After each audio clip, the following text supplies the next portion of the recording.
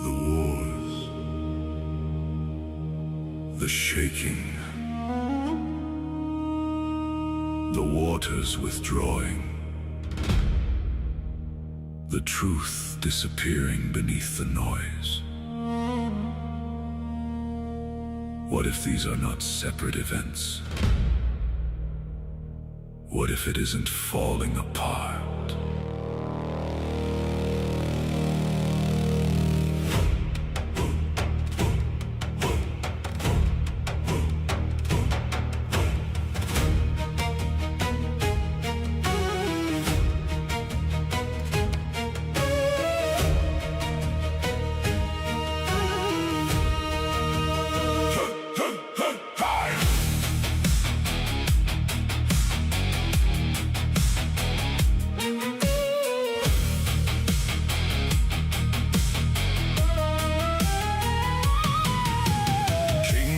Rising against kingdom, fire is crossing the night.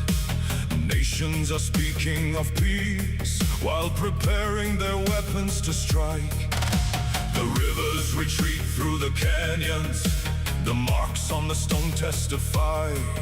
The reserves prepared for tomorrow are being consumed while we watch from inside. The earth moves under the nations, the grid carries more than it bears.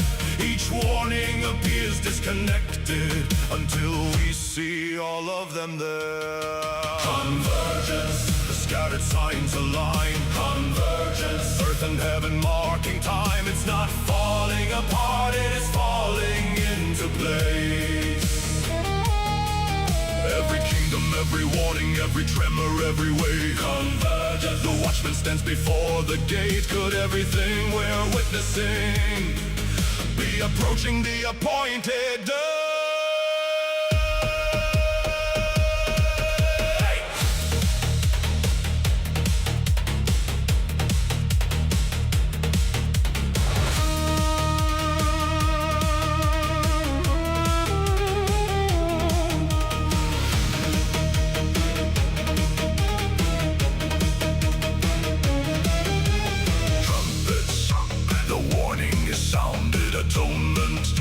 The people bow tabernacles. The kingdom is coming. Could the appointed season be now? We will not manufacture the hour. We will not surrender to fear, but the wise recognize the season and prepare when the trumpet draws near. Convergence, the scattered signs align. Convergence, at the intersection of time. It's not falling apart, it is falling into place. Wars and rumors, drought and shaking, truth and lies now face to face. Convergence, awake before it is too late. Could the true Feast of Trumpets mark the moment everything changes?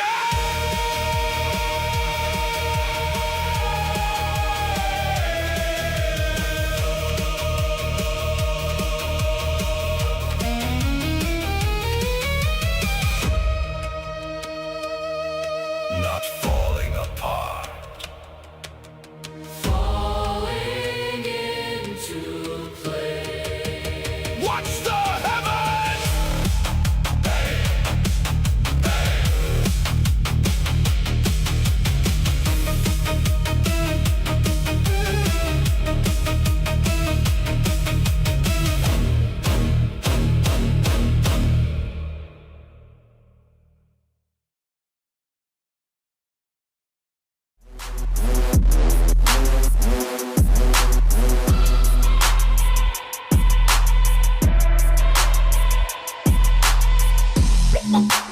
Ain't nobody stopping. Ain't nobody stopping.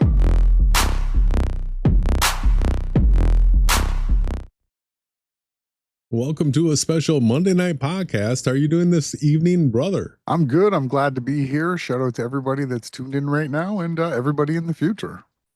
Yeah, so we have a smorgasbord of different content for y'all tonight.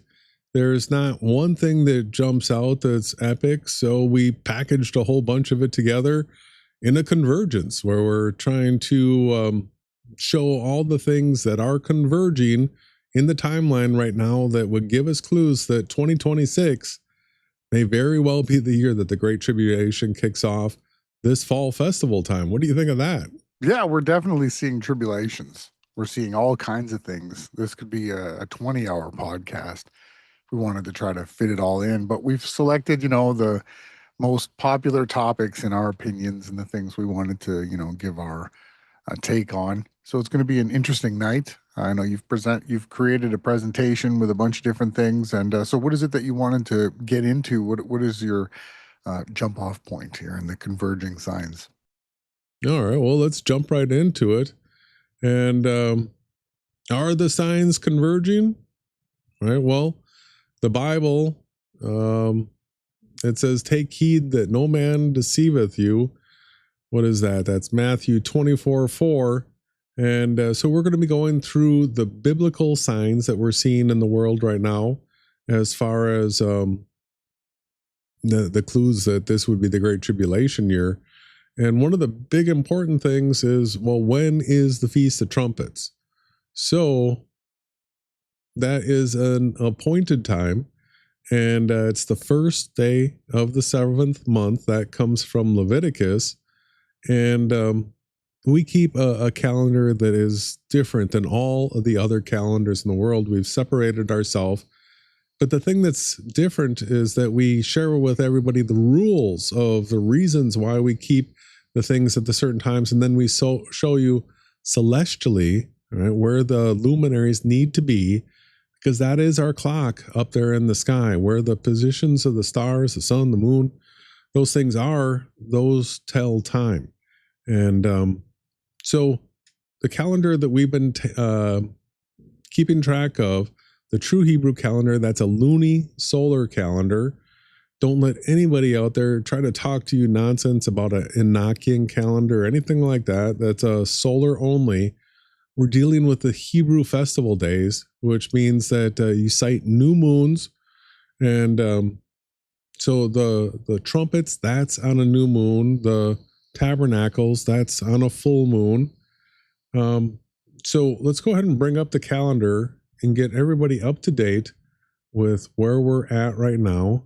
And so we're at the 17th, and we had the 5th new moon back here on the 13th. And we're calling it the 5th new moon, whereas the rest of the world is calling it the 6th new moon. So let's go ahead and scroll back and set the stage for everybody. The double psyop that the having a false calendar presents. And so we'll go back to, we said April 18th was the first new moon of the year, but the rest of the world went with, it would be March 19th.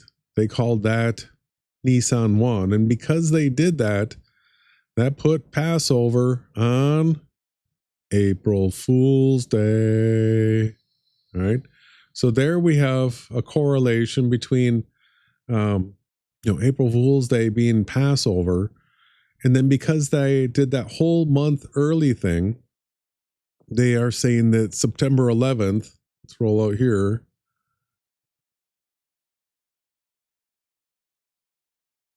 We'll back up to a few things, but they are saying that September 11th, the Jews are calling that Tishri 1.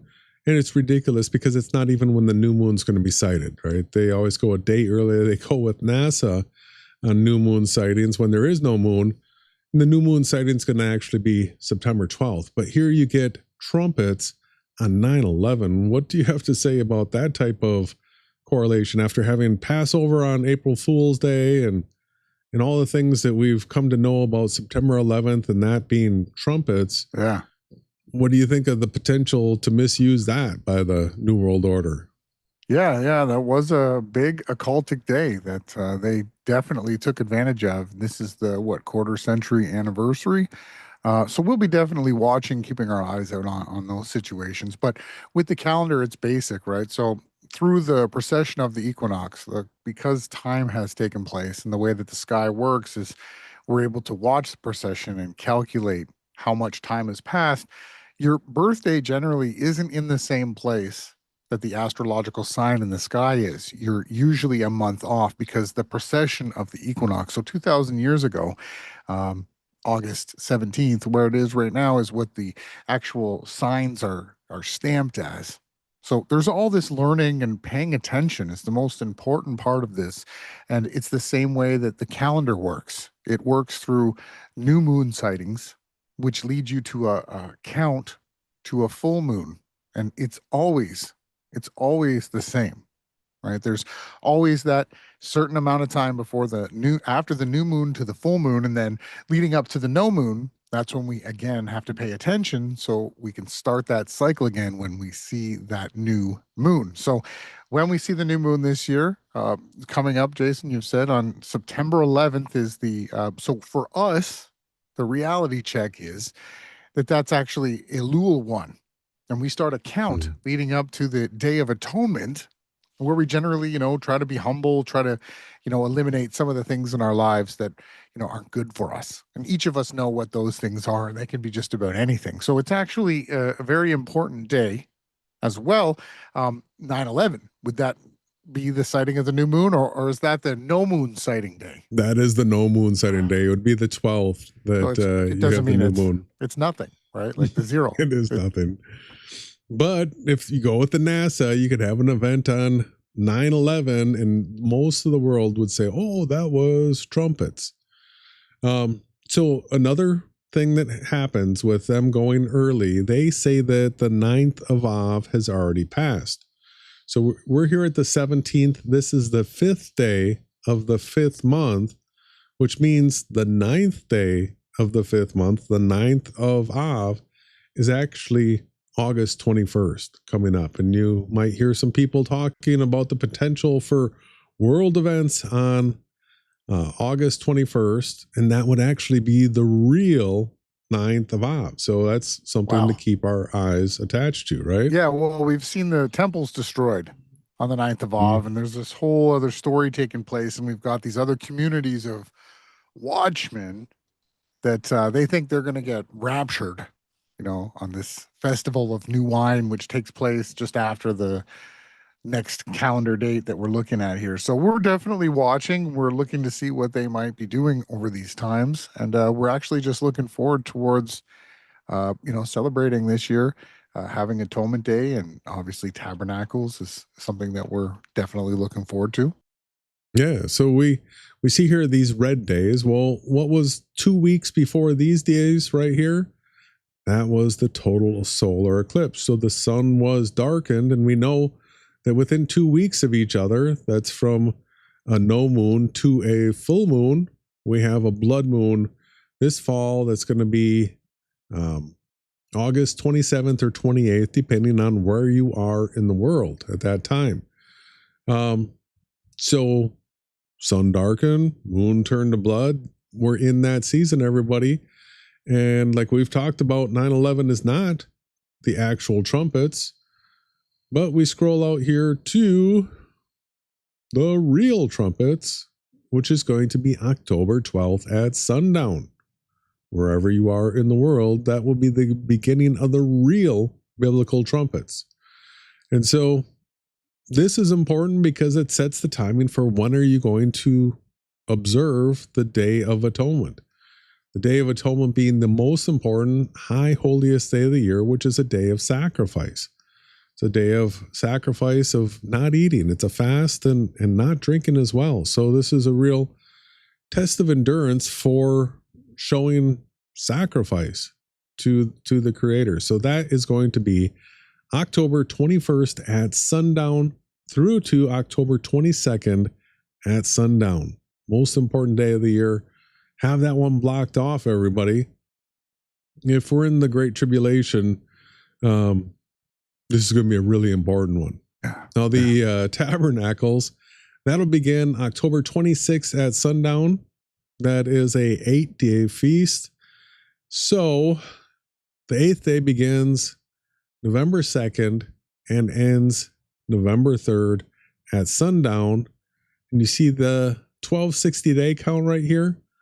Well, that is 1260 days to the Passover that's 3.5 years out from this fall festival. So the reason why this count here is if the 2 witnesses die at Passover, mirroring Christ's pattern, 1,260 days before that, we would expecting to see the 2 witnesses on the scene somewhere in this window between November 3rd and November 5th, depending on where you are in the world.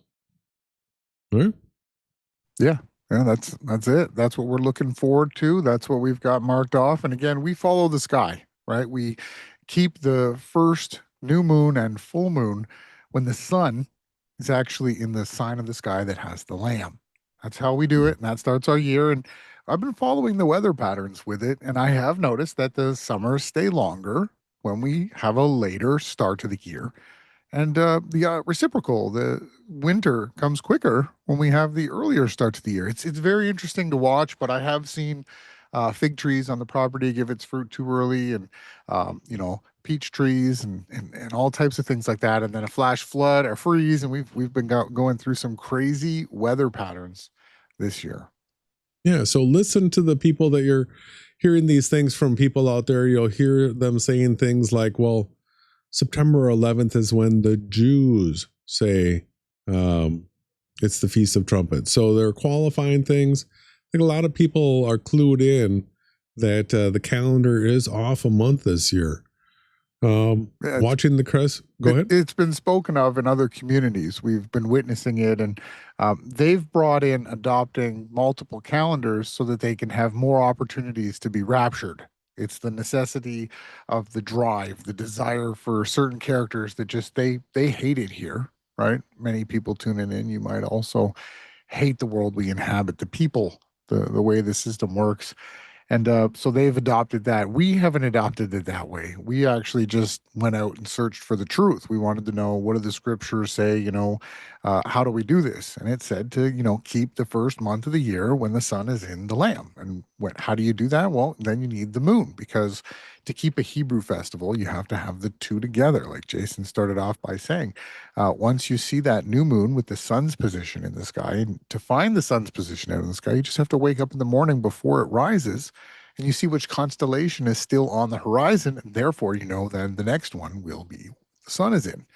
And then you actually just follow the moon for the days of the month. The sun is the month, and the moon is the days. And it's fun, right, Jason? I mean, wouldn't you have it any other way inside this virtual reality than actually interacting with it? Yeah, just look at the sky and know what day of the year it is. But that's the way that it's supposed to be, that easy. Like looking at your watch, you should be able to tell everything from one snapshot of the sky. Absolutely. So remember, watch the crescent. This is the new moon sighting here. If you don't see the crescent, it's not a new moon. It's very, very basic, important though. So we have a number of topics that we're going to be going through tonight. We're looking at all the things converging, biblically speaking, towards the Great Tribulation. And one of the things that the Bible talks about is the wars and rumors of wars. What do you have to say about this topic? Well, it's been, one of my greatest studies since I found out about, things not aligning with the way that I was reading it in the newspaper or seeing it on the news channel. And I've been studying how a lot of this stuff is fake, and it's the agendas that are being used in the background is the actual true war. And it's actually against the populations of the countries that are supposedly at war. It's against the public, not the actual military and government and people that you see on the screen. So I don't know if you want to have a song break before we transition into this topic, Jason. I know we've got some stuff lined up and some brand new music. Shout out to the Goldsmith. Shout out to YD. Shout out to everybody in the chat. Small but powerful team. We like to bring out new music too, and we do have some of it stored up.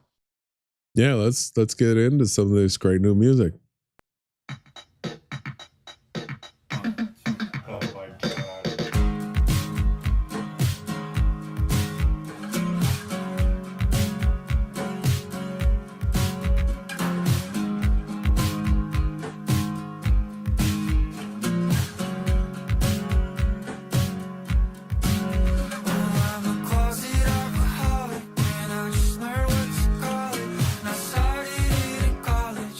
Busted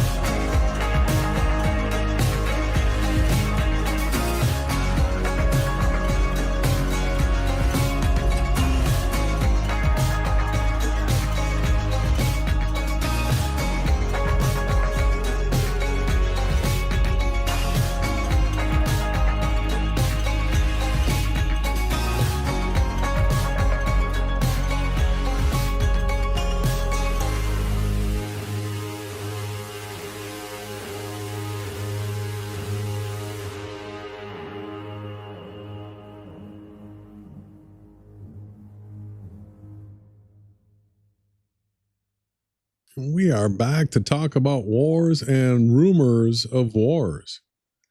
So this slide right here brings up Ukraine, Middle East, Taiwan, Red Sea. Are there any other places that you would like to throw into the mix as far as what you hear being talked about with rumors of wars? Right now, we could probably keep it to this section here. I think it best describes the main wars and rumors of wars. All right. So we have a couple of headlines here. Top U.S. commander visits aircraft carrier, Gaza talks in Egypt, and other Middle East news. What do you see taking place here? Yeah, a lot. Many topics. Jared Kushner arriving in Israel. You've got that USS Abraham. They're feeding the people slop. They've been out on the water for quite a while now. Nuke. Some people talking about nuclear attacks, which we don't believe in atoms, so we don't believe in atom bombs. There's so many converging narratives here. Yeah. So that 60-day, what were they call it? Memorandum of understanding or happiness or peace deal. Yeah. That's supposed to be expiring. Hard to believe it's been 2 months already since that gibberish came out. Central Command Chief visits aircraft carrier, and I don't know. So many ads. Talking about the blockade on Iran, Trump is saying that they got I guess that's the next clip. Let's go ahead and play this. Jared Kushner is in Israel, hoping to persuade Prime Minister Netanyahu after holding rare talks in Egypt with Hamas's chief and regional mediators. Hamas says it will disarm under the U.S.-backed Board of Peace plan, but only if Israel commits to the agreement. Netanyahu insists Israel will not withdraw from Gaza until Hamas disarms. The dispute is also putting Israel at odds with other countries in the region. Foreign ministers from 8 Muslim countries are accusing Netanyahu of obstructing the peace process. Meanwhile, another diplomatic clock is running out as the 60-day ceasefire agreed to in the Memorandum of Understanding between the U.S. and Iran expires, with no talks underway to extend it. The Wall Street Journal reports that both Iran and the U.S. are using the pause to buy time for larger attacks. The threat comes as rhetoric is increasing from Tehran. The Iranian military chief is reportedly... Just to chime in there. So if this was a real war, right? Real war, where it wasn't just the people of Iran and the people of the United States of America that were being attacked, there's no way you would take pauses of the understandings of memorandums and peace deals. You would continue to obliterate your opponent until there was nothing left. There's these, the Geneva laws, and we've got all these different, you can't use that weapon or this type of an attack. It's like, you're talking about murdering other people, right? Yeah, the rules of murder. The rules of, organized murder. And then we've got all this mumbo jumbo, and it always exposes itself. Inflatable tanks, inflatable planes, all this different stuff where they're, photography and cinematic, people mic'd up and running through cities and towns. And it's all this dramatic, just nonsense, wars and rumors of wars. That is what the Bible called it. And, before being a truther, I wouldn't have understood the rumors of war part, but now I do. Absolutely. Offering a $30,000 reward for any American soldier killed or captured. Double that amount if it's carried out by an Iranian woman. The threat comes as President Trump says the U.S. is increasingly in control of the Strait of Hormuz. They always layer all of their agendas with as much propaganda and, mind control they possibly can. So you can do the research, you can study how this works through subliminal programming, through messages, through repeated words. They load everything with the mind control that they want. You can see here the problem, reaction, solution. Right? So they set up the narrative, they tell you everything, and they give you the absolute. So what Trump's about to do is justify. It's like telling the people that are on their way to the camps that, and I don't mean like summer camp, telling them that, you know, we're just taking you there because it's going to be safer for you there, right? We're going to be able to control the outside narrative, the outside world. Just think of it like a chicken pen with all these wolves outside. We're going to put you in the pen. And they literally tell you that it's for your own good. So we're going to, Jason's queuing this up. This is getting out of hand where you actually have Trump going around the world and then taking ownership. So it started with the Gulf of America, right? Which it does. It does. Whether or not it says the Gulf of Mexico or the Gulf of United States, they're both America, right? So it's not a lie. And this is how they do it. So he's now going to take the Strait of Hormuz.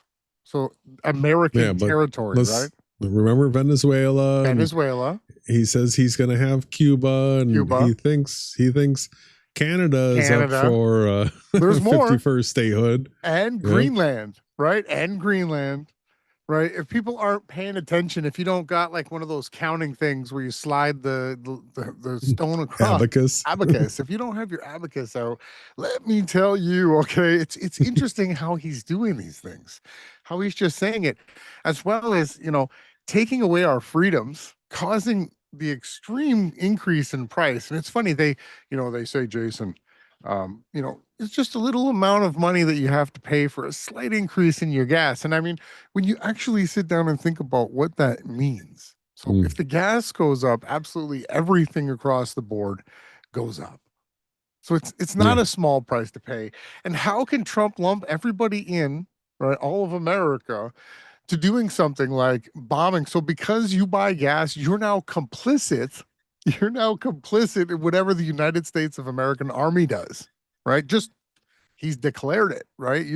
You've got to suffer, but it's because Iran could get a nuclear weapon. We've already explained time and time again, they don't have an atomic bomb. There's no such thing as an atom. It's a made-up fantasy science created in the minds of physicists and people like that had no touch with reality. They'd never touched grass. They were just living in a fantasy world. There's no such thing as these bombs. And you know, the path that we're on right now, it's pretty very, very fascinating, Jason. Yeah, well, these fuel prices are real pain for a person with a big diesel truck. It was like $100 to fill it up before. Now it's $200 to fill it up. So that right there is real pain, and it's not just what you're paying. It's then all the delivery costs for everything. So the inflation is going to be monstrous. And then on top of it, they're choking off the oil. They've strategically took over Venezuela, right? Now they're talking about the Strait of Hormuz, which is the supposed cheap energy that allows the earth to flourish with 8 billion people. If they take that away, apparently it has to go down to 2 billion. So it's just, the whole thing is fascinating. They also control the Strait of Malacca and all these other different straits. Can't even keep track of this, you know, war games that we're witnessing. And it's just crazy how nobody is like truly standing up. Nobody's calling it out, saying, hey, wait, like, hold on a second. Wouldn't it be better for everybody in the world if we just stopped the war and just opened up and started treating each other with respect and dignity? Just ended all this game? It's like such a grand theater charade. There's not one logical, responsible person that's like, hey, all right, enough of this. All right, you sit over there, and then the smart people come in and fix it all. Why, Jason? We're in 2026, almost 2027, right? We're in the future here. We got flying cars. Yet we have to sit up here and listen to Trump. Supposedly, he's conquering the world here. Who's taking score?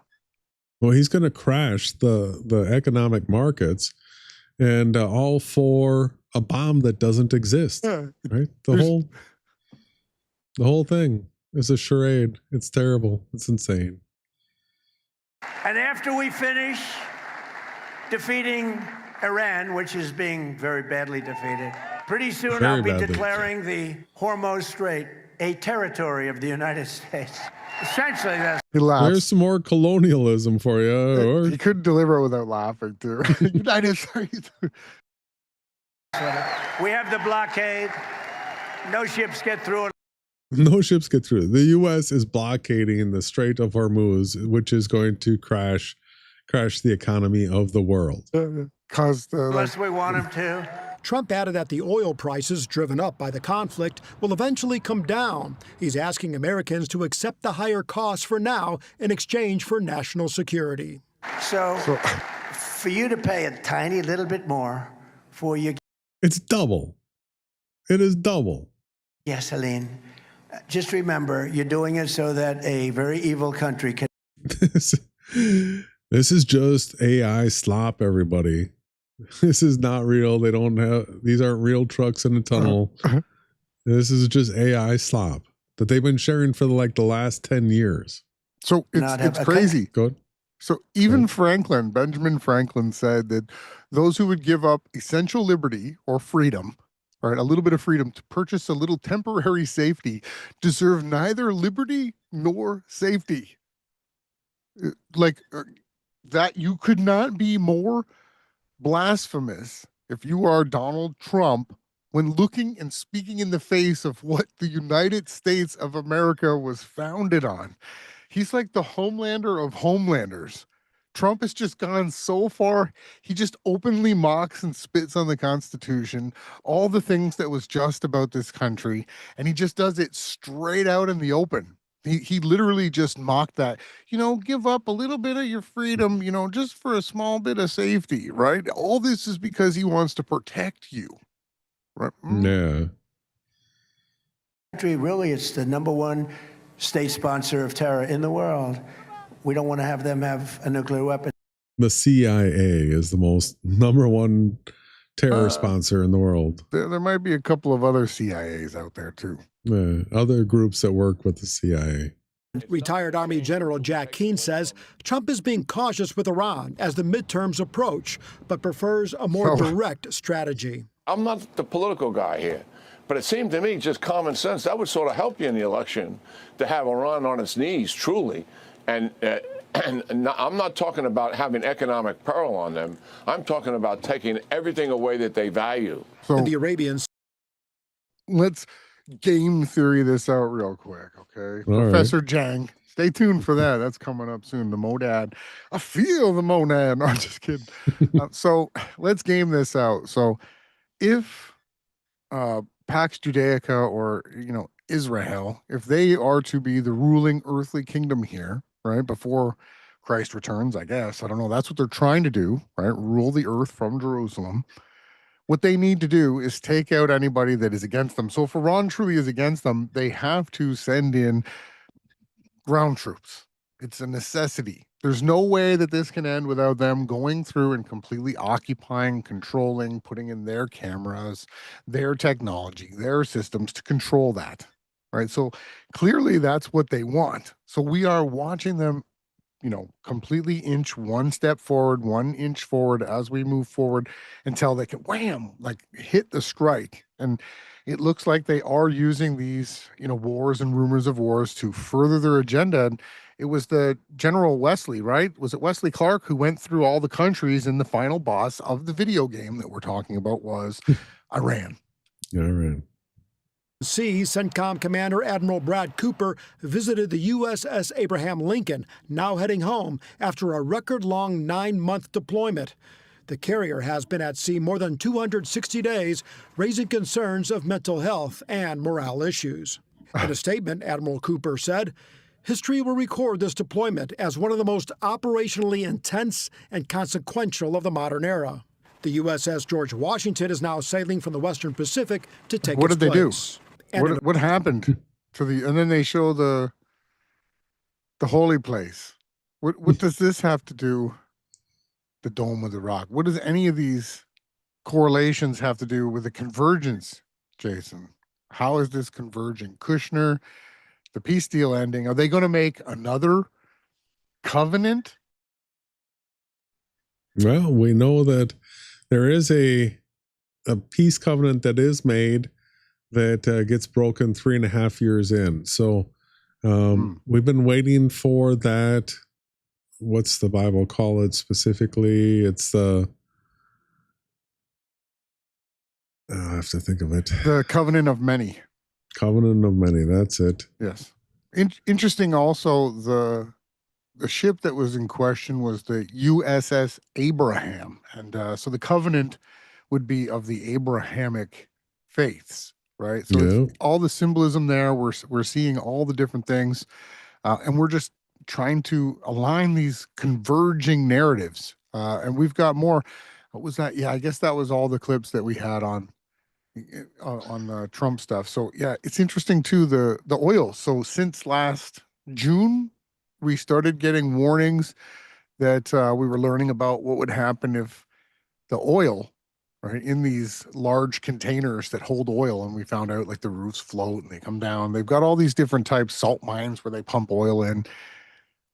It's lowering, and they're saying that once we get to this position, there like won't be any more. And the oil that is left, that is being produced, is going to be like ultra expensive, and like whoever gets it's going to snap it up. So it's not going to just go to the everyday person anywhere in the world. All right, Jason, is this generally the game of where we're headed? Yeah. So when they shut off the Strait of Hormuz, was it 6 months ago now?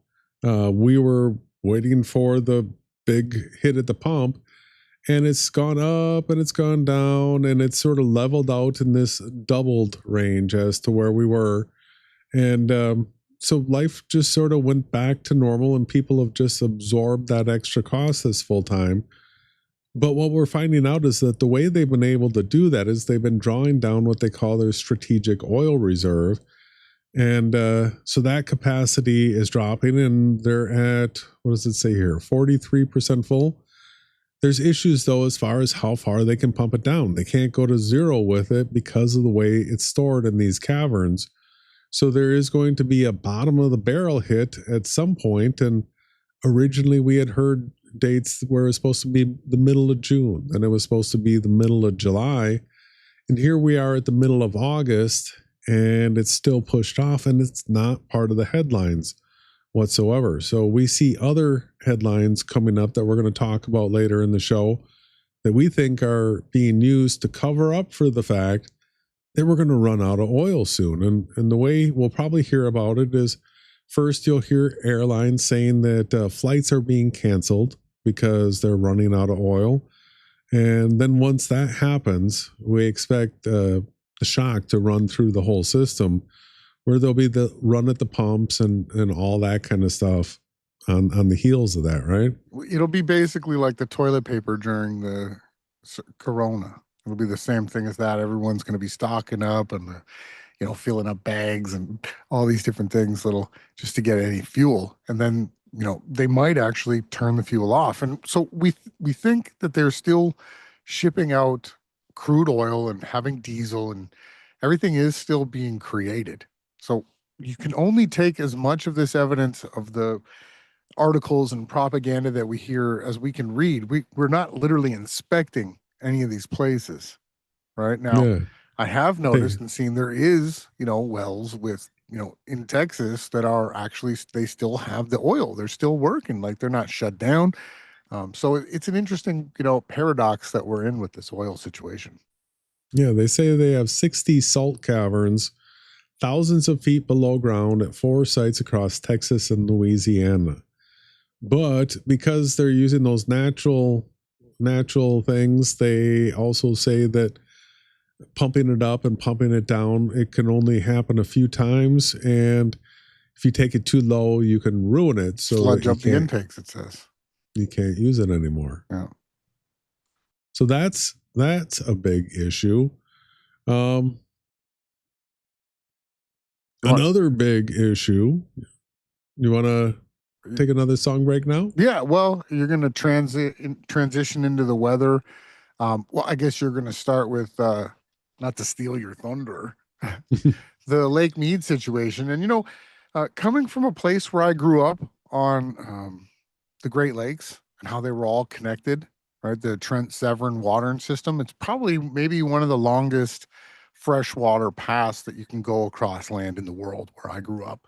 So I was quite aware of how rising water changes could affect, rivers and ponds and creeks and, stuff like that. But, down here, the way that, or out here in this area of the realm, the way that it works with these lakes that they've created. So they've dammed up certain rivers like the Colorado, and it widens out and it creates these like super large rivers that are called lakes, right?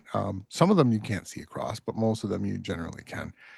And they then let out a certain amount of water out of these lakes, and then that creates the power for the cities around, right, Jason? And that's the also drinking water and the water used for basically all the toilet stuff, like of the city's needs.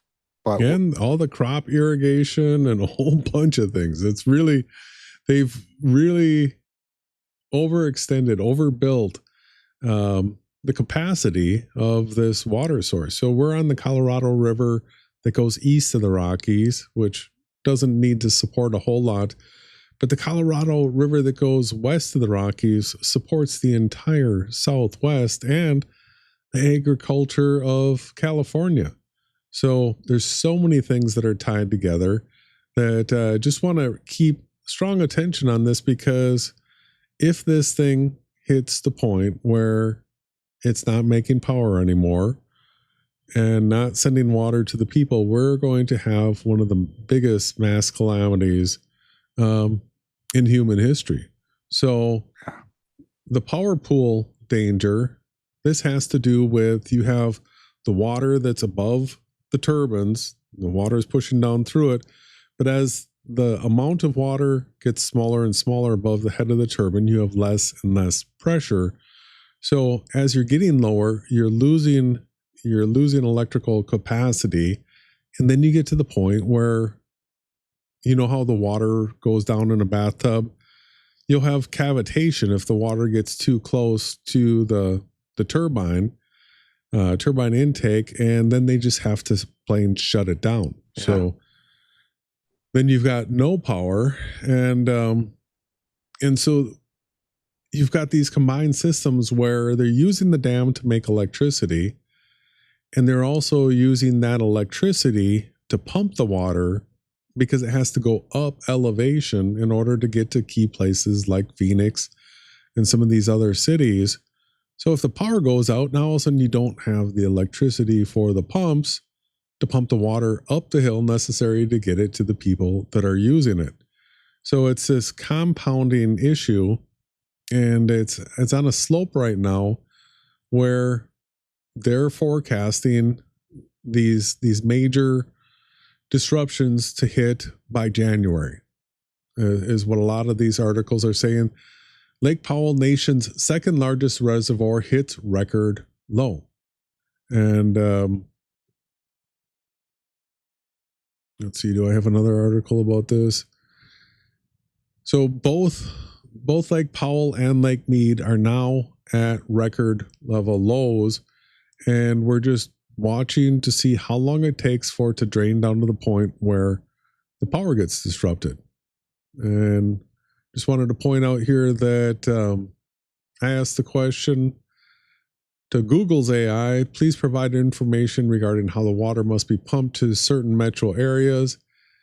And so Central Arizona Project, this is a 336-mile long concrete canal system, acts as a giant uphill staircase across the Arizona desert. So obviously, you got to have power to pump it up the staircase to get it to these places.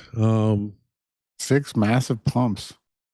Yeah, and then the Colorado River Duct, Los Angeles and San Diego depend on this water, and it has a 5-stage lift where they have to,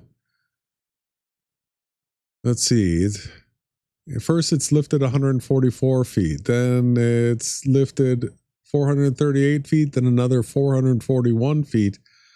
All the water that's going to the Los Angeles and San Diego areas. So just losing the water out at Lake Mead, Lake Powell, Lake Havasu, these lakes, that cuts off the water all the way to California. Yeah, it's crazy they don't have desalination plants like all over the place here. Because what we've learned with the whole Middle East conflict is that places like the GCC in these areas are basically like fragile communities that they've created. So you think Vegas, San Diego, a bunch of major cities, right? Phoenix, Las Vegas, aren't all these cities going to be severely affected without power or water? Severely. And then all those people need to go somewhere. And the logistics on that is just insane to house and take care and to feed and to shower and to have washrooms for these mega cities. The population's got to be in the millions, right? Mass catastrophe. Yes. Millions of people affected by this. My other question before you move on is when the water gets low with, let's say, the salt mines for the oil containers, how about, the dam? When water gets really low and let's say it's 150 degrees on that thing with the reflection of the sun, doesn't that start to crack and deteriorate? Doesn't a dam need to have water pushing against it? Yeah, it's built to hold the water back. I don't know if that pressure is required, but I know the intakes and all that kind of stuff, when they get down low and into the sludge, that's going to create major issues. Yeah, because for a long time, and there was even a couple characters on YouTube that aren't with us anymore. Lee Bracker and some of these other characters, that they had this theory that they were going to, destroy, explode, blow up, or I guess, if you'd let it dry out and it just cracks and falls apart, you might have to destroy it, of the Hoover Dam. So so all of these dams, Lake Mead, this other lake, all these places, they're all connected, right, to Hoover Dam?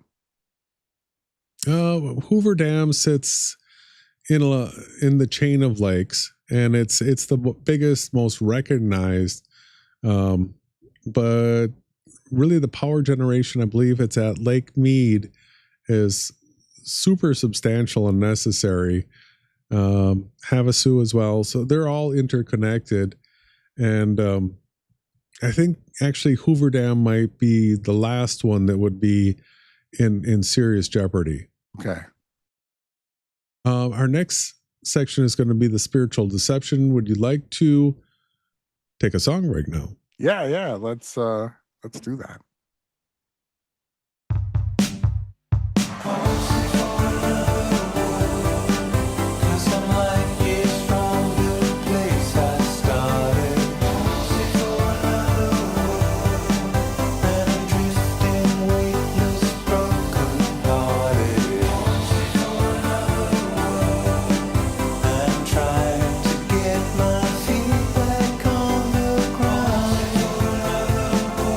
Got to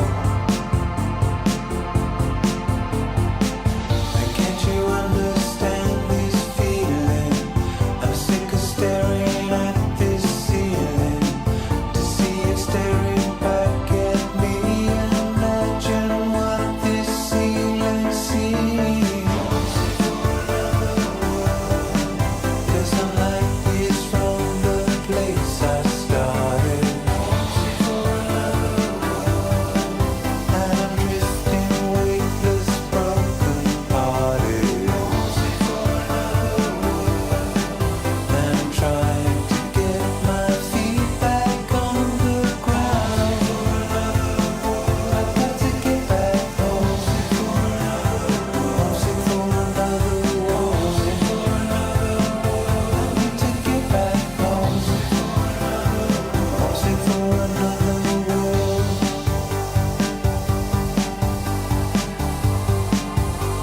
I'm homesick for another world.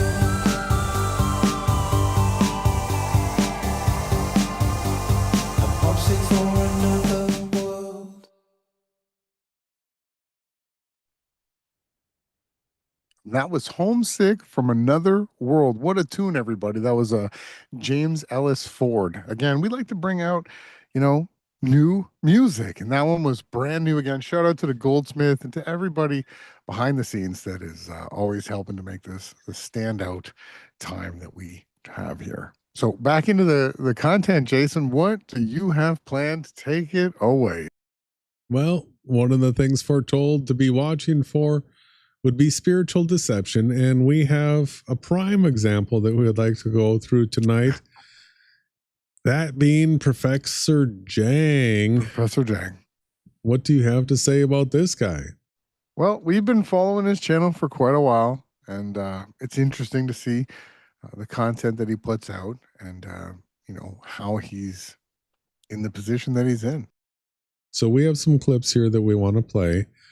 And then we're going to do a little bit of a deep dive into the monad.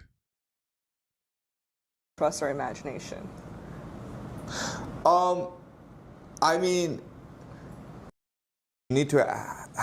school needs to be a place where students can learn about the world as opposed to be separate from the world. You mentioned that we imagine reality. How can we determine that this imagination is sourced from God or Satan? In other words, how can we trust our imagination? I mean, I think that the imagination can only come from the monad. Okay? I think it's impossible to be imaginative in an evil way. And Percy Shelley talks about this. Poetry. If you're a poet, okay, you're not being imaginative. You're being divinely inspired, right? So if it's a great piece of literature, if it's really beautiful, it comes from the monad. It's an act of imagination. And you could also say Satan doesn't really exist. Like, what is Satan? I mean, in my own conception of the universe, only the monad exists. And evil is something that we conceptualize to explain the world we live in.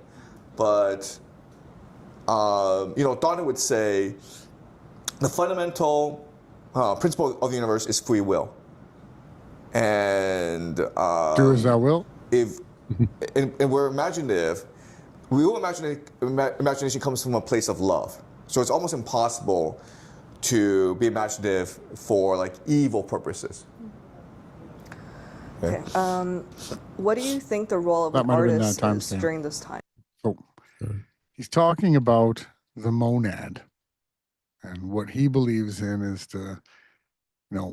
what is divine inspiration. Here's another clip. Creative ideas. Okay, so I think Donna would say Oh, the same one. No, it jumped back to the other one. So, but it was 950 something. Will show you the path forward, because we're here for our own individual experience. 150. Right? We all came here for a purpose. And what's important is to know our purpose, discover our telos, and also to constantly connect to the monad to seek guidance. So my advice is to open yourself up to the monad, to the universal consciousness, and that will show you the path. Mm-hmm. Looking to me won't solve anything. Okay. Yeah. All right. It's true. Somebody was asking, what should I be or whatever? What should I do? And he was saying, don't be like me. You gotta figure it out. So it's interesting how they blend together. Again, they take a bit of Hebrew, a bit of all the different religions, little Gnosticism, right? A little Pythagoreanism. Yeah, we'll get into where it comes from. If you can't connect back to the monad if you don't actually believe in the monad. And also to constantly connect. Jump back to the last clip. Yeah, so that is true. Like, to have a conversation with the creator, you do have to believe. If you want to interact directly, although you're in contact with the creator all the time and everything around us, right? Within us and without us. This clip again. Are so materialistic. You can't connect back to the monad if you don't actually believe in the monad. And I think that in the future, because of all these calamities, those who are spiritual in nature will be most able to survive the coming crises. And the Chinese people are not at all spiritual. The Japanese are, but the Chinese are not. Yeah. And so, Jiang was an internet video producer that claimed to teach high school students, raised in Toronto, Canada, went to Yale, and then showed up on the scene as a teacher in China. And we've been following his game theory for a while, the setup to these clips. And he's continuing to talk about Kabbalah, all these different esoteric religious beliefs. He, will probably end up having to do a cover of his study into the Gospel of Thomas, correct a bit of things that he's saying. He's taking things like reincarnation, all these mixed thoughts and beliefs together, and he's sort of presenting what he thinks it is, all mixed together. It's quite interesting, and he does have a large reach, and a lot of viewers are tuning in to hear what Professor Jiang has to say. I don't know, at 157.32. I'm just saying, we don't know when they will die, again. And I think they will believe in the monad. And I jump back to the last clip. 150. Yeah, the browsers do that. They just here we go. They will live a lot longer than you assume they will live. Okay, but we'll continue. Yes. You use the word monad and God a lot. What makes you believe in? Do you believe in God, a God, or do you use like God and monad interchangeably? And I guess what makes you believe? Yeah, I mean, so for me, why I like the idea of the monad is it explains a lot of issues that I couldn't explain before. So, for example, human consciousness is something that I could never explain before. Right, and I did a lot of research in neuroscience. I know about how memory forms and how the brain works and the synapse and all of that, but it was never really fulfilling. It didn't really explain to me what was going on. And now with the monad, an idea like our consciousness is scattered across different dimensions, and our ideas, our intuition comes. There's only 3 dimensions. Well, X, Y, and Z. Yeah. And there's time, which is a linear measurement. That's not a dimension. Well, if you count outside of the virtual reality. Yeah, outside. That's right. That's another dimension. To us from the monad, that I think makes a lot more sense than the traditional neuroscience materialistic perspective. Okay, so for me, it's just satisfying to think that there's a monad, and so I just went through life not being able to answer a lot of questions, and the monad helps me answer all the questions. So, and I mean, emotionally, I don't know or haven't seen, and I don't like to be racist or clump people together depending on their skin color. They're not chickens where the white ones go with the white ones and so on. But a Chinese man who wasn't raised with any religious or scriptural background, it's interesting that he is trying to cling to a creator, right?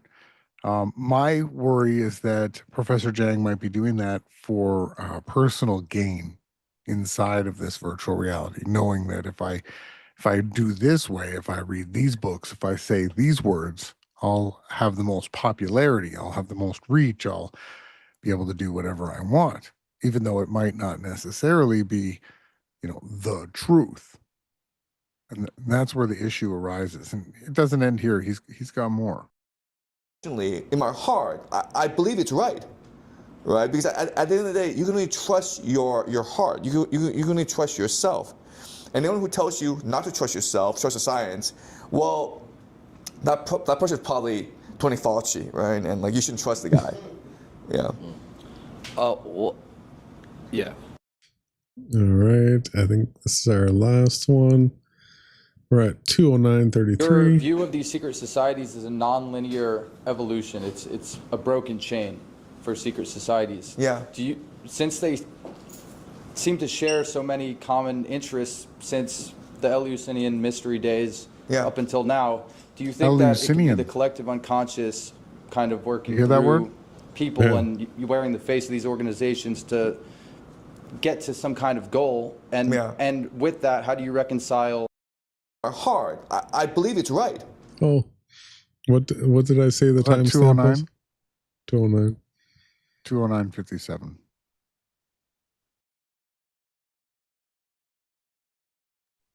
Here we go. Kind of working through people and you wearing the face of these organizations to get to some kind of goal. And with that, how do you reconcile negative forces like this in the collective unconscious with your beliefs regarding the monad being all good and whatnot? Yeah, okay. So there are different theories out there, okay? And one theory is there's certain individuals whose spiritual practice is so great that they're able to transcend. And they're able to embed themselves in the universal consciousness. And then these people are able to communicate with others. And then they're able to reincarnate and influence world affairs, okay? And these people, like, in the past, we've given names to them like as like Satan or, you know, devils or Nephilim or whatever, okay? So, and I think there's a lot of validity to this theory. And the question then is, okay, then how can we reconcile this with the monad? And what Dante would say is, if the monad truly loves us, the monad's gift to us is free will. So you can choose to do whatever you want. You can choose to create this world that we live in, which is very technologically advanced, materialistic, but which has led to tremendous human suffering. Okay, we choose to do this, or we can choose to create another world. Okay, but for the imagination to truly be effective, there has to be complete freedom. So I think that to say, you know, these people are evil, and they are manipulating human events for the wrong things. That's how the monad would say. The monad would say, if these people can choose to do these things, you can choose to do other things as well. And even though they seem to have all the power, your imagination is the true power. So if you have faith in your imagination, then that will lead, that will be your light. Okay? Wow. Follow-up question based on that imagination. What is your opinion on Plotinus's, Proclus's? All right, so let's get into how many people have ever even heard of the monad before? Am I the only one that this is new hands. to? Yeah, no, I'm pretty sure it was new to everybody, right? Except for, you know, Jiang and wherever he's going to school. All right, so we had to do a little research into the monad, and here it is. We've got where the monad originated, how it transcended through time, and its connection to Kabbalah, which is the other thing that Jiang always talks about and associates it with the religion of the secret societies. All right, so the monad, an ancient idea, returns. The idea behind the monad is one source, many emanations, hidden knowledge. It's Greek philosophy, Gnosticism, Kabbalah, and modern spirituality, often all blended. Similar vocabulary does not prove these systems teach the same thing. They have their own little nuances, but the general overall thing is relatively the same. So where the monad began, Pythagoras. How many times? Always Pythagoras. Always Pythagoras. Everywhere we go, these, vegetarian, Gnostic, all this just gross. Homosexual cult. They hated women. There's so many things. And, constantly today, we see the people who have the popularity and the influence and the large accounts, you can clearly see that they follow these types of rules within their groups. Now, they don't all conform to each and every one of them, but, how prevalent, Jason, is all this Pythagorean stuff, all this Plato and Gnosticism and Neoplatonism? How much are these secret societies infested with these allegories and theories? And it's just insane. Yeah, all the same but different. Each one has their little nuance, their little twist. Yeah, they're all free. So it went from Pythagoras to Plato to Gnosticism to Neoplatonism. That's the path. 6th and 5th centuries BC, before Christ, unity and the source of number, it began as the monad. Then in the 4th century was refined by Plato, the good and layered reality. A good and layered reality. Now we're starting to get little hints of maybe the version of reality being questioned throughout these secret societies. So it's funny, Jason, because when you put into context all this stuff, how we're in a virtual reality, the creator of the Bible gave us the way, from Adam down, taught us everything we need to know. There's nothing hidden. There's no interpretations that we need. There's no secret societies in the kingdom, right? No secrets. No secrets. In order to have a secret, you're going to have lies, and there's no lies. Right. So no secrets. So we get these characters, who we could name Nephilim or all these other names, right? Like Jiang did, Satan or the devil or Azazel. They give up their freedom, right?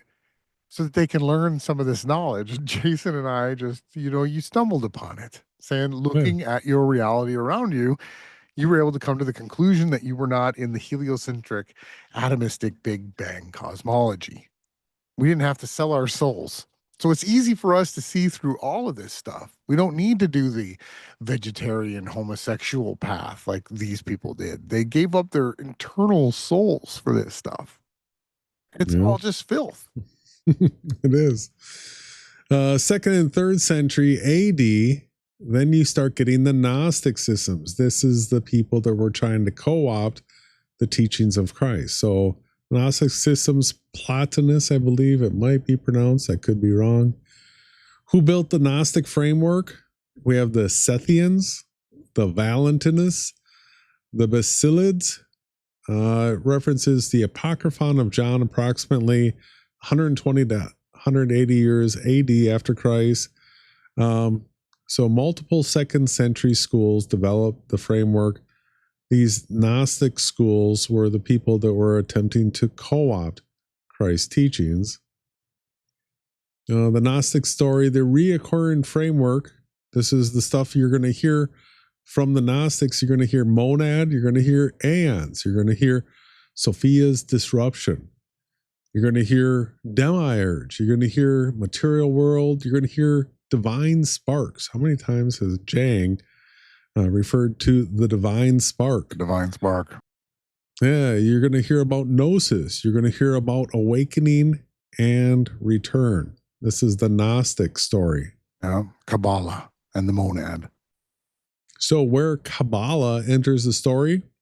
Well, Jewish mysticism takes medieval form, 12th century C. Right? The early Kabbalists in the Zohar, 13th century. Cordovero and Isaac Luria, 16th century. So what we have is we have the ancient Greeks, the Pythagoreans that were promoting the monad, and then we have 12th century, 13th century, 16th century. Now all of a sudden Kabbalah is jumping on the bandwagon with the same ideology. So the monad and the Ein Sof, the strongest parallel, the monad is the one, the source of emanations. The Ein Sof is the without end source of the Sephirot. Both place concealed unity behind manifestation. So they basically have the same type of root, even though they're still a little bit different from each other. There are the aeons and the Sephirot. Different systems, similar structure. Gnosticism has the monad, aeons, and pleroma. Kabbalah has the Ein Sof, Sephirot, and 4 worlds. Sephirot are not simply 10 separate gods. So a little bit of difference between your Kabbalists and your monadians, whatever you want to call them, right? Yeah. They're Pythagoreans. Yeah, Sophia and the feminine divine. So wisdom, mother, exile, restoration. Hokmah corresponds to wisdom. That would be in the what do you want to call these people that believe in the monad? Pythagoreans? Pythagoreans. Call them? Yeah, they're Pythagoreans. Pythagoras that came up with it.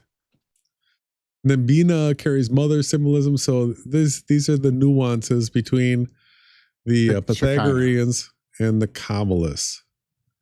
The divine spark connection, light above, rupture, captive sparks, return. So Gnosticism, the gnosis awakens the captive spark. So that gibberish. I think the question that was being asked of Jiang, I think he said Lorianic. Don't quote me on it for sure, but he said something like that. Might have. Lorianic Kabbalah. That's the sacred action elevates the spark. The imagery is close. The means of restoration is not. ChatGPT wants to say they are still separate and different from each other. The demiurge, the great dividing line. So who is the ultimate creator? Well, in Gnosticism, an inferior demiurge forms the material world. So Gnosticism is taking YaHaWaShai, calling him damaged. Demiurge. Damaged. And not inferior, right? Just something not right. So Kabbalah claims that God, we don't like that word, Elohim of Israel. So God is a word that was introduced in the 600s that comes from Germanic paganism. That it's a short form of Godriel. Odin to Godriel, the fallen angel that deceived Eve.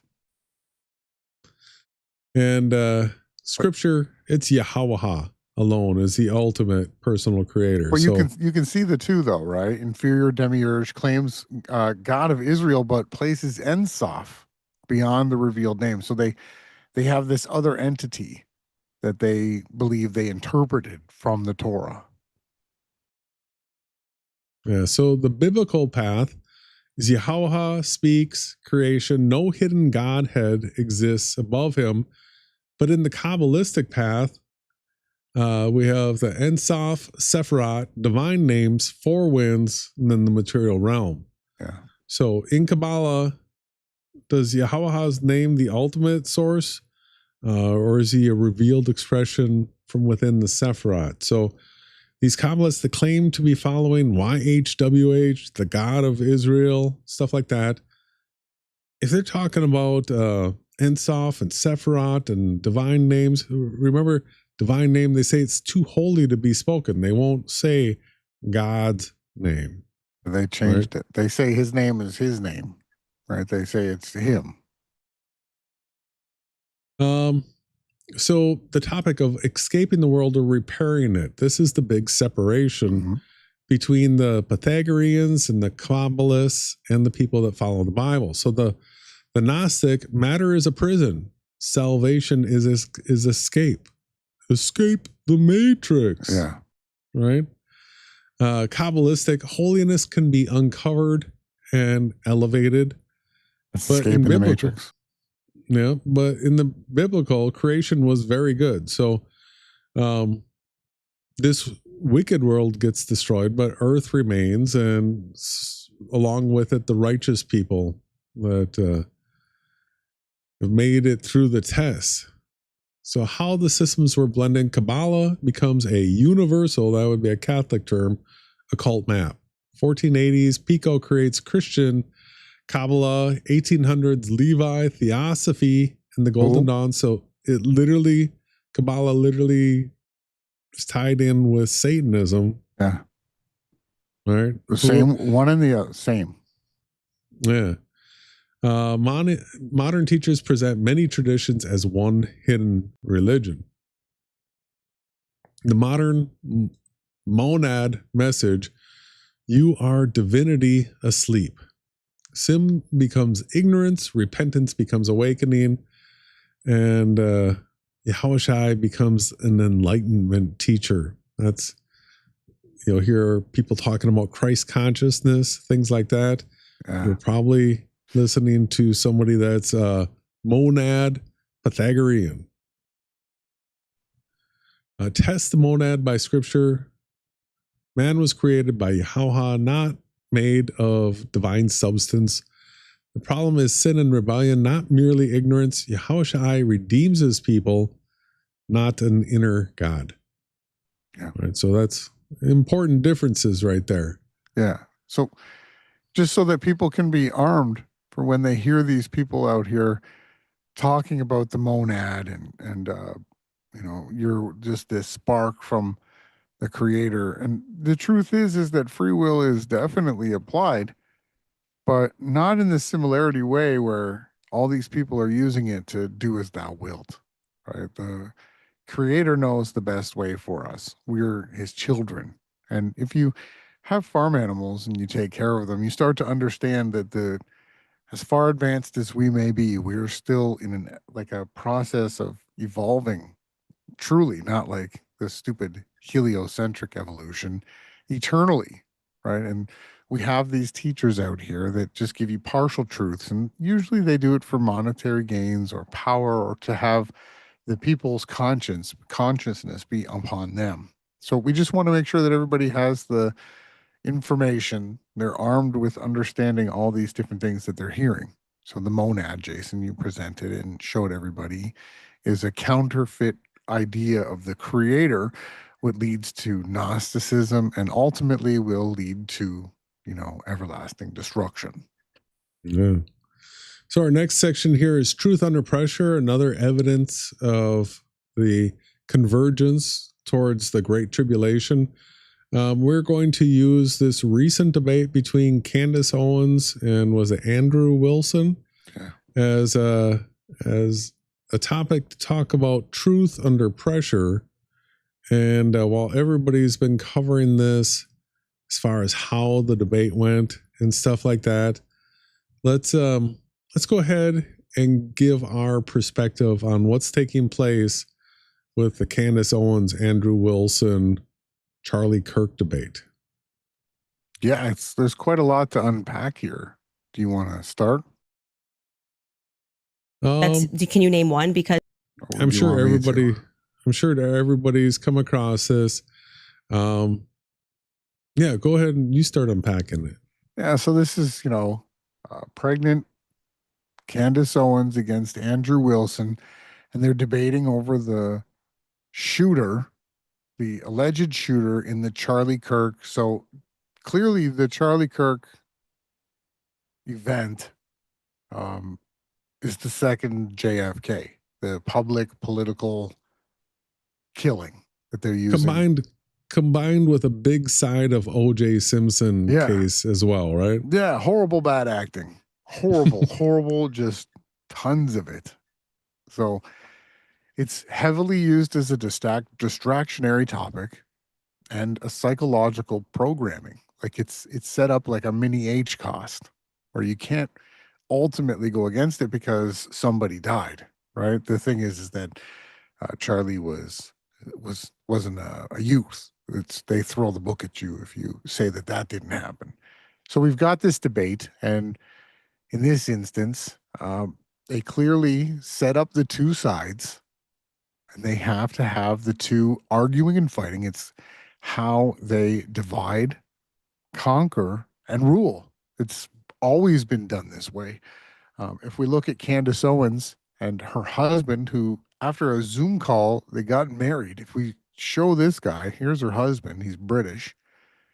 Listen to where he was trained. Sessions of the RCIA, and so I started attending weekly sessions of the RCIA and being trained by the Jesuits at the time, actually. So a Jesuit-trained CIA so I started, who married Candace, and Candace said she was the Mason, the founding Mason of Turning Point, which was the platform where they were creating and molding the minds of the youth to the conservative Republican narrative, which was combining the left and the right and everything that you could possibly imagine. So Candace is Catholic. Andrew Wilson is an Orthodox Christian, right?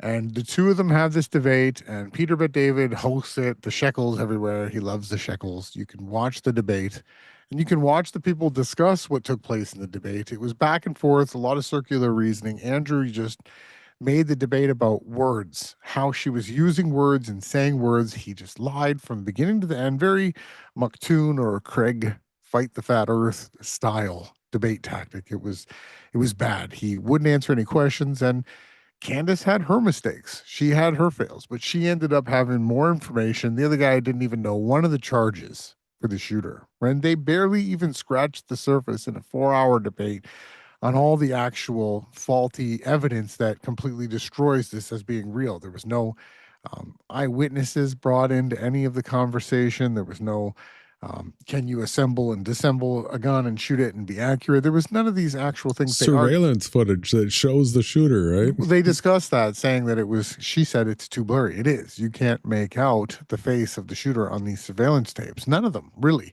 It was digitally enhanced computer tools. And then people were saying that's not the same picture that they showed the day before. So, I mean, I'm just going to get to the crux of it. So it is being used as a divide and conquer and rule tactic with many agendas. The whole entire operation that's taking place with this is definitely got multiple agendas with it. So she's a black, boisterous, strong woman. He's orthodox. He said that all women are retarded.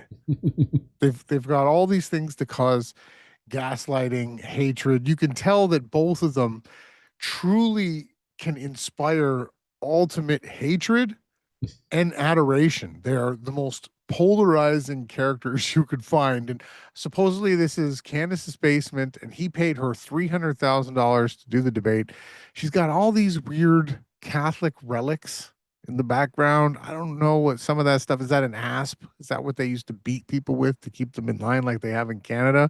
I don't know, Jason, if you can zoom in on some of that stuff. The whole thing was super, super off. I think they could have done better. I believe, did they not have earpieces? At least we could see he had an earpiece. And as far as I can tell, you should never do a debate with an earpiece on. Is that not cheating? This is like a Masonic hall here. Yeah, we saw an earpiece in his other ear here. What I got out of this was that they are fracturing the right. So you have this spokesman for TPUSA, which is supposed to be the group that's pushing this whole Christian right, supporting Trump type setup, and then she's supposed to be on the right as well. So this is a fracture within the right.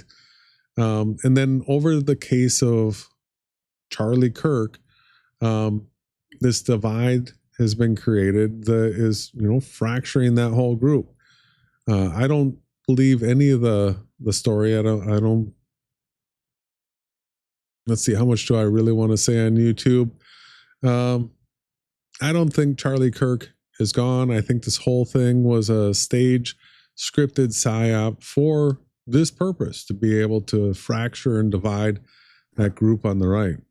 Yeah, and you've got all the symbolism and all the things like them saying that he says, Andrew, that, the slug just exploded in midair, because it defied logic. So you've got all these references and tie-ins with JFK. It had the magic bullet, right? We've got all these similarities. You could, start making a list of them. You have all the predictive programming, right? All the different ways that we've arrived at this spot in time. And you can make your own decision on the other side of the screen. But I say continue to, become the better version of yourself, to, try not to allow these drama-filled scripts to overtake too much of your time. All right. So truth is definitely under pressure. One of the things, I just jump back here, the thing that I heard people paraphrasing is what's on trial here is that this innocent until proven guilty thing is sort of being thrown out the window with this idea that, oh, we've got our guy, he's guilty, the trial hasn't even happened yet. And then you have the people willing, I would capital punishment for that person right now, even though there hasn't even been a trial yet. So I see them pushing the envelope with that right there. Absolutely. The script is definitely accelerated, in every facet, including like even the rules in Utah where it happened, right? Just so happens they've got all this like hearsay type situations that it doesn't seem all the states even have. So it just goes on and on. It's a never-ending limited hangout where they just control the minds of the viewers and they keep you in a never-ending loop while they're actually doing things behind your back, while they're actually making serious moves. Yeah, so you, the viewer, is being tested by these events. Do you actually go out and verify facts? Do you authenticate evidence? Do you rule out unresolved inconsistencies? Do you make reasonable inferences? Do you have speculation? And do you understand how propaganda works? You got to know those things. You're being tested right now to see how well you can navigate that.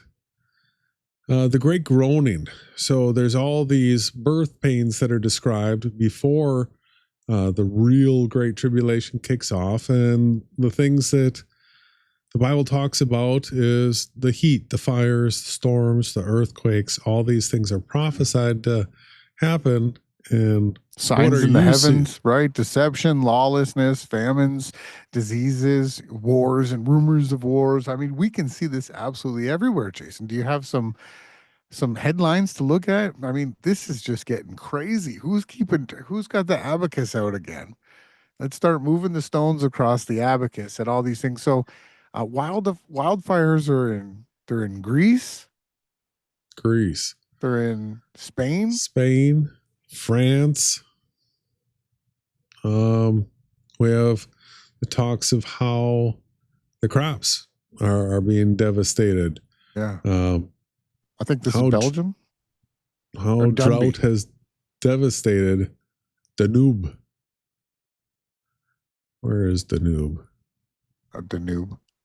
Is that Budapest? Is this? Oh, Hungary, I think. Hungary. Wow. Okay, another one. It's crazy when you start seeing the list. Hawaii. I don't even think we've got the tabs for the hurricane that just smoked it. The earthquake in Indonesia that just happened. What about that earthquake? Was it in Colombia? Right. That one was massive. I mean, I saw brutal destruction, and now it's off everybody's radar. Nobody's unless you're covering there, it, right? I guess. Everything's good, right? Yeah, so the weather tracker Europe breaking more heat records. We're in a heat bubble. This whole next week is going to be smoking hot here. Where's this one? Drought and wildfires intensify across continent while tropical storms bring heavy rain and disruptions to Asia. Hawaii just got smoked with like over 30 inches of rain and has massive flooding. The mud floods, right? Austria, Slovakia, this is what they're talking about in this article. Hungary all surpassed their records. Serbia, Bulgaria. And then the United States, the contiguous U.S. breaks its record for hottest month ever. Yeah, it's been hot, really hot here, especially even in the north. We were seeing numbers that like you never see in the north. Croatia as well. This is interesting. July's average of 76.89 degrees Fahrenheit across the lower 48 eclipsed the Dust Bowls July 1936 by an eighth of a degree. Interesting. So the Dust Bowl, famous for a massive famine, we beat that by an eighth of a degree. So what is coming? Well, from the Bible, we know it's famine comes when it's the Great Tribulation. Was that all the links?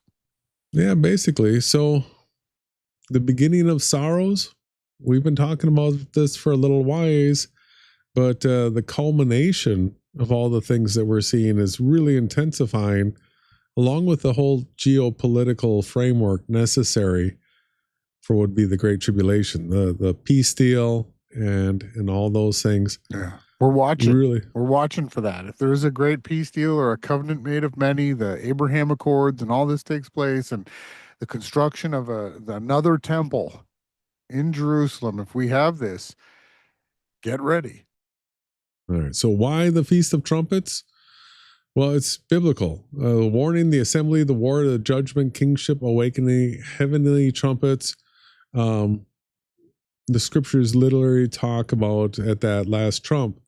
So we have the wrong Feast of Trumpets coming up September 11th. Does anybody in the audience remember what the real true Feast of Trumpets is? We'll give some people a little time, see if anybody can remember that. Yeah, well, just to say that there's a season too. Okay, we're always trying to calculate. We're always trying to be as close to the truth as we can be here at Team YaHaWaShai. That's what we do. But there is a season, right? There is a season, and it's impossible not to see that we are in the season. You can see the harvest is becoming ripe, ready for the reaping, right? We're watching that clearly. All right. I'll bring up the True Hebrew calendar again, and the 7th real new moon, October 12th, 2026. Not September 11th.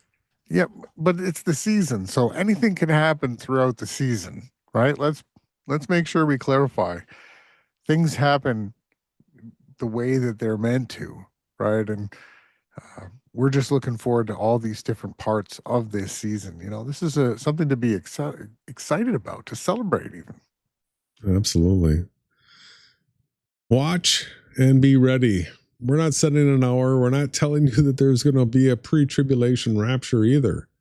When the Great Tribulation starts, your best hope is to be able to survive the Great Tribulation. And the requirements for doing so is being a righteous person that calls upon Christ for salvation. The Great Tribulation is not a rapture event where people get sucked up into the sky, into heaven. It's Exodus 2.0. The Israelites didn't get sucked up into the sky and miss the trials that they went through. They actually were protected. They were guided through the Red Sea. They were guided by a pillar of fire and smoke. They had protection by YaHaWaShai, and that's the way to make it through. So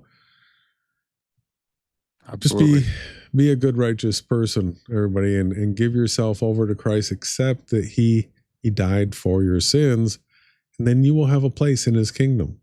It's that easy, really. And what He told us to do, you know, love one another and tell each other the truth, even if it's painful. Right? Stand up for what's right. That's it. That's love the Creator and love yourself and love your neighbor as you love the Creator. That's it. As you love yourself. It's not difficult. You don't have to like rememorize all these different commandments, and just look to your neighbor, see what anybody else needs. Just be helpful in your areas, and also ask and search for a purpose. You know, you can be used. Ask to be used. Ask to just find your way. Jiang, professor, like to call the monad and give his power over to that. Well, I like to go to the Creator of creation. He that exists is His name. There is no beginning or end. And that is what I hope everybody that tunes in also goes to that same source. YaHaWaShaI, he is the father of life, of creation, of everlasting existence. And he sent his son and taught us the way. And we're following that and holding fast to that. We're super excited to see the season that we're approaching. I'm grateful that you tuned in on the other side of the screen. Make sure you're, getting in touch with who you are and who the creator is and why you're here. And the rest is going to work itself out. Absolutely. Just going to whet the audience's appetite for some upcoming content. We've been working on a podcast that's going to go in deep regarding a person's true circle of sight. So you have in the globe, the way your circle of sight is understood, you have fake flat earthers out there now saying that you have a personalized atmospheric dome around you. And we have the SBVR way of understanding that. That should be a great podcast, really helping people understand that you are in a virtual reality. Once you see what we're limited to truly in our circle of sight for vision, we've put out an invitation to Nathan Oakley to come on the podcast. We'd like to interview him about his book. And there was even, some other podcasts that we were almost ready to present that we held off on, that we'll be putting those out as well. So lots of content coming, brother. Yeah, everybody stay tuned. There's probably going to be After the Noise / Rise and Grind, where we go through, there's tons of new music, lots of stuff, hearing more of my takes. Tonight I was able to get out a bunch of my thoughts, but there's still so much more to share with the world and to keep in touch with everybody on a different level, on another topic in other ways. So stay tuned for that. Shout out again to the Small Yet Powerful team. Always YD forever in the chat. Thank you so much. And the Goldsmith, always digging out those golden songs. And, it's interesting. Thank you, Jerry. Everybody that tunes in, Adam, Tilly, thank you guys all, PJC Ned. It's good to see everybody here. And make sure you're out there sharing the truth and, enjoying life, doing the best that you can. And where is the only place people are going to get this content, brother? Only on the YaHaWaShai News Networks.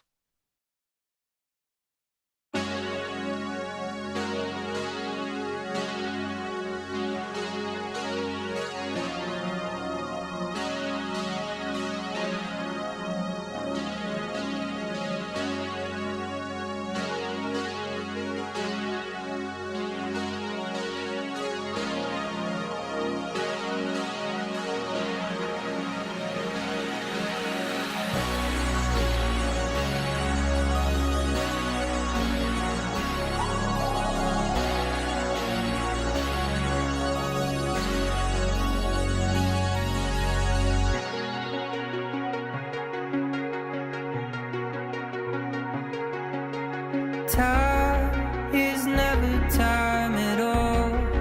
You can never ever leave without leaving a piece of you.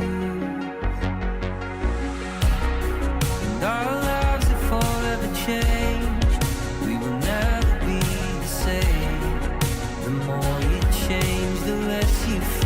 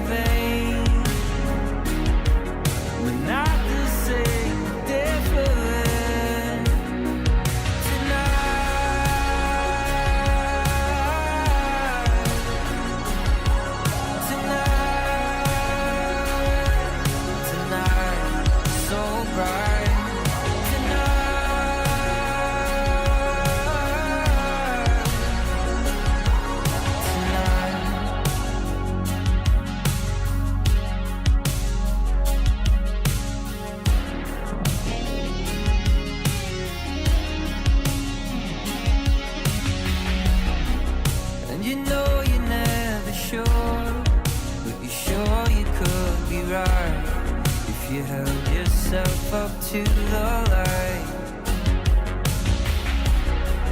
and the